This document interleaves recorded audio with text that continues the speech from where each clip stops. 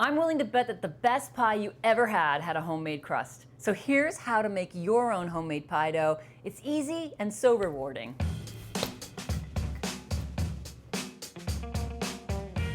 Now, the most important rule of thumb when you're making pastry is cold. You need the butter to be cold because we do not want to blend the butter and flour together into a uniform paste. We want to see little chunks of butter in our pastry. That's how we get a nice flaky pastry, because the water in the butter actually will evaporate, making nice layers of that pie dough. So I've got my butter in the fridge, being nice and cold.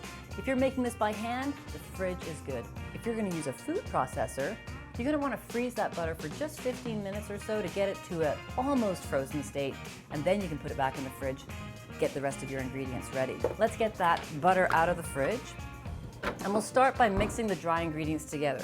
So in goes our flour, in goes our salt, in goes our sugar. Now let's pulse that together. Now's when we add our butter. We've cut it into small pieces already, so that all we're going to have to do is pulse it just to get it slightly coated with the flour. Now what we're looking for are chunks of butter about the size of a pea. So you're going to carefully reach in here and grab those butter chunks out and look for the size of them. Now it's time to add our liquid. So let's just drizzle that lemon juice in right off the top. And then I'm going to add about 4 or 5 tablespoons to begin with. We'll pulse it, see how it's doing, and then add some more. Okay.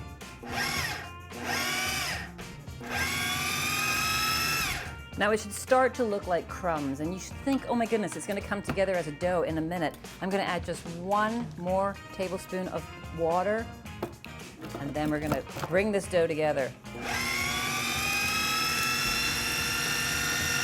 So once it starts to come together around the side of that food processor bowl, we're going to take it out and do the rest by hand. Sprinkle a little flour on the surface of your countertop, and let's get this out of here.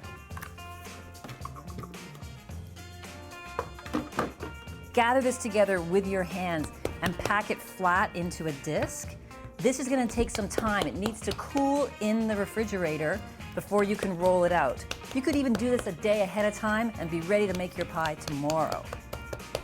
So we're going to wrap this up in some plastic wrap, put it in the refrigerator, let it sit for at least 30 minutes, but again, overnight is perfect. And it's time to roll out our pastry dough. Here's when you can really take that great look at it and see all those flecks of butter. Really promising. So we're going to take it out, and what you see on my countertop is a big piece of silicone that I've cut to fit my area. I'm going to start by sprinkling a little bit of flour on top here. If you want to end up with a circle, it's easiest to start with a circle. So shape that pastry into the shape that you are going to end up with, and then roll from the inside to the edges. You don't want to roll all the way over, because then what you do is you end up with a sloped edge. So from the center out, center back, center out, center back. And then give it a 90-degree turn. I always grab a little more of that pastry flour and then keep going and keep moving it along. If it starts to stick on you, sprinkle a little more flour, but only sprinkle as much as you need. And now what you're looking for is how thick you want that pastry to be. You don't want it too thick, because then it takes too long to cook and your pie filling will overcook before the pastry's done. Once you have it about the right size, measure it against the pie plate that you're going to use, keeping in mind that you want to have some overlap there. So make sure it's big enough and keep rolling if you need it bigger.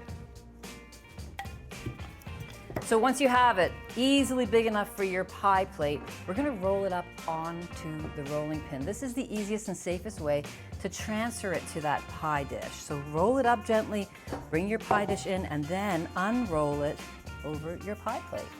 Now we're going to give it some slack to let it fall into the bottom of the pie dish. And that overlap is always a good thing. So don't worry, we're going to cut it to fit later on. Once you have your rolled out pie dough in your pie plate, let that sit in the fridge for 30 minutes. Now's a good time to roll out a second batch if you want a top crust. Then fill it with your favorite fruit filling, put the top crust on, and then cut the crust to fit. Rolling it over, make whatever pretty design you want, bake it in the oven, end up with beautiful homemade pie dough. Thanks for watching. If you'd like to see more of the basics, click over here. If you'd like to see everything I use for the recipe, click over here. And if you have any questions, comments, or suggestions for more basics, put them in the comments section below.